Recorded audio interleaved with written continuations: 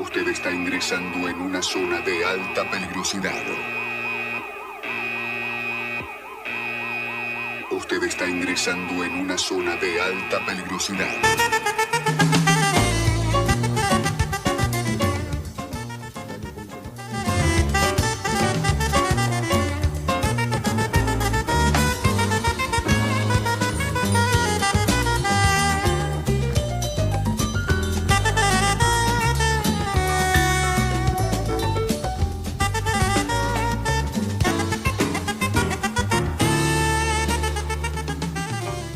Permítame que simbólicamente y en forma remota deposite una flor en el monumento a Raúl Alfonsín.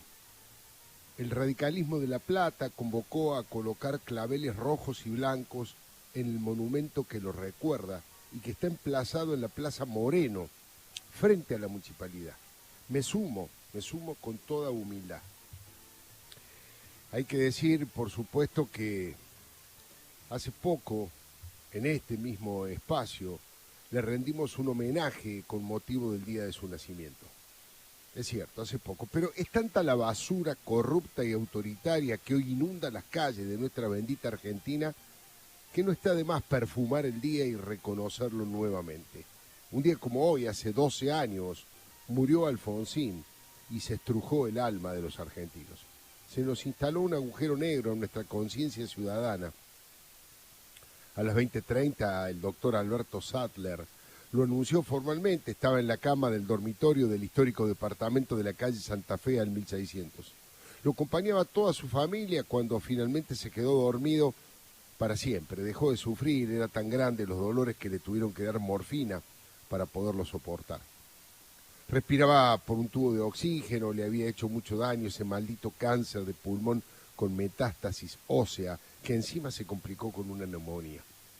La entonces presidenta de la Nación, Cristina Fernández de Kirchner, estaba en Londres en la reunión del G20 y por eso el decreto de 3 días de duelo nacional lo tuvo que firmar el vice, Julio Cobos, un radical que había entrado a la política entusiasmado por la primavera alfonsinista. La misa de cuerpo presente la hizo Monseñor José María Arancedo, que en ese momento era arzobispo de Santa Fe y primo hermano de don Raúl. Todavía tengo las imágenes de ese multitudinario cortejo fúnebre con el que lo despidió el pueblo argentino que tanto le debe.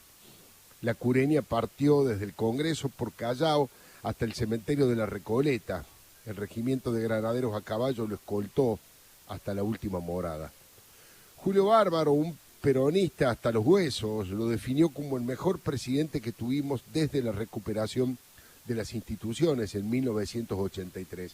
Es que su figura se transformó en prócer con el tiempo. Por eso digo que como Gardel, Alfonsín cada día canta mejor.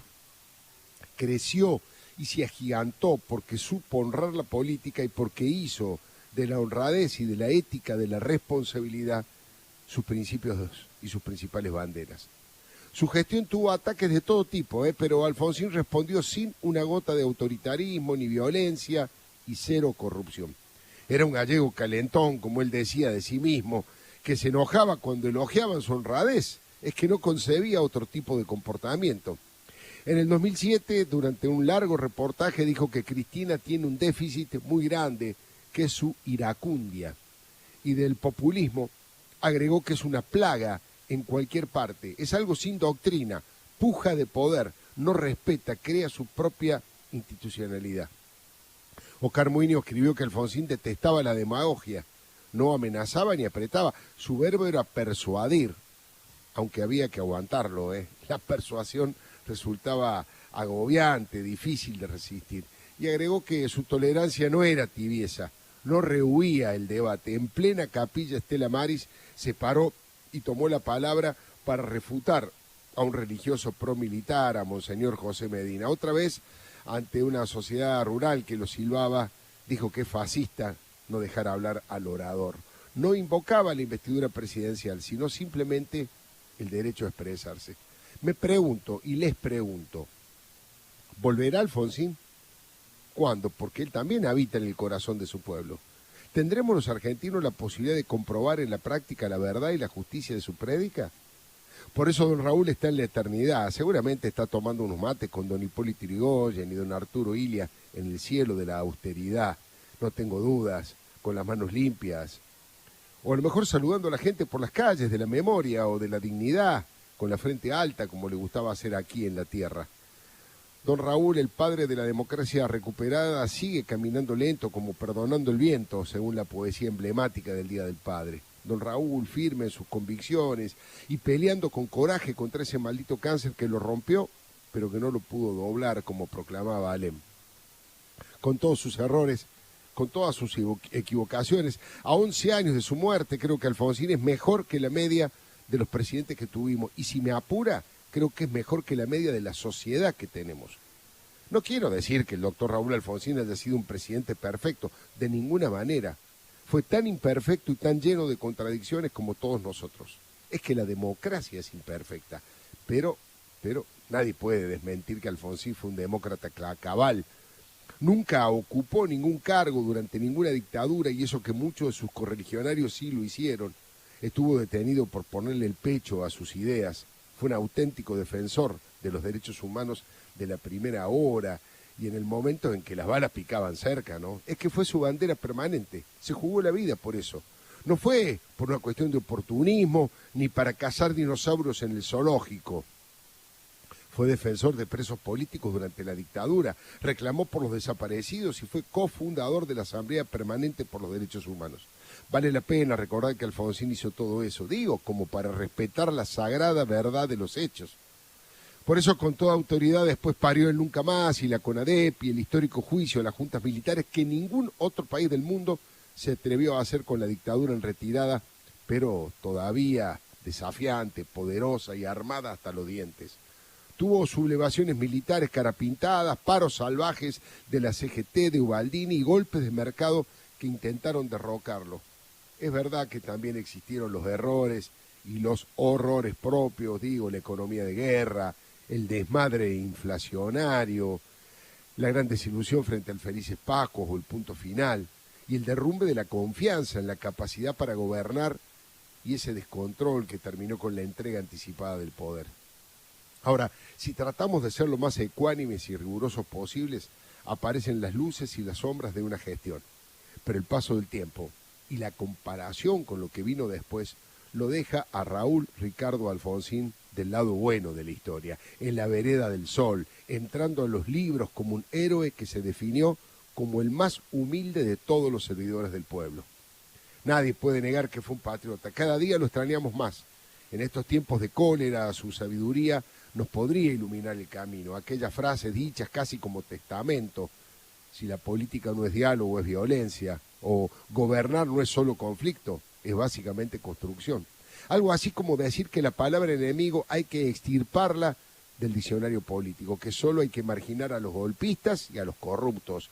Cada día es más necesaria su apuesta a la coexistencia pacífica de los diferentes, a una república igualitaria y a la libertad. Raúl Alfonsín fue el partero del periodo democrático más prolongado de toda la historia.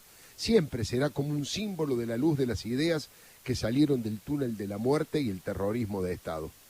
El día que murió hice el programa más conmovedor que me haya tocado hacer. En vivo y en carne viva, con Pepe Leayev, Nelson Castro, Nacho López, el Beto Brandoni y Jesús Rodríguez llorando en cámara, conmovidos por tanto dolor. Mientras más corrupción y autoritarismo se instalan en esta sociedad, más extrañamos a Raúl Alfonsín. Pero su legado, su coraje, sigue en el corazón y en las neuronas de los argentinos. Nos queda grabado en la memoria colectiva con su chaleco impecable, su austeridad franciscana y esa cara de bueno, capaz de seducir hasta el más acérrimo de los enemigos. En su homenaje hay que decir que casi como una señal del destino, el padre de la democracia recuperada nació el día del escudo nacional, y Alfonsín en vida y ahora con su legado fue un escudo contra la corrupción y todo tipo de autoritarismo. El día que los pueblos sean libres, el día que la Argentina sea un país sin pobreza ni desocupación y con igualdad de oportunidades y sin ladrones ni golpistas, ese día Alfonsín volverá y será millones, porque él también vive eterno en el corazón de su pueblo y cada día canta mejor la melodía de aquel rezo laico histórico que quedó grabado a fuego en la memoria colectiva, mirando de frente a las multitudes. Alfonsín proponía un país que apostara a la unión nacional, a la justicia, a la defensa común, el bienestar general y a asegurar los beneficios de la libertad para todos los hombres del mundo que deseen habitar en el suelo argentino. Alfonsín hizo de ese preámbulo de la Constitución su bandera, y ese es su mayor legado. Para constituir la unión nacional, afianzar la justicia, consolidar la paz interior, proveer a la defensa común, promover el bienestar general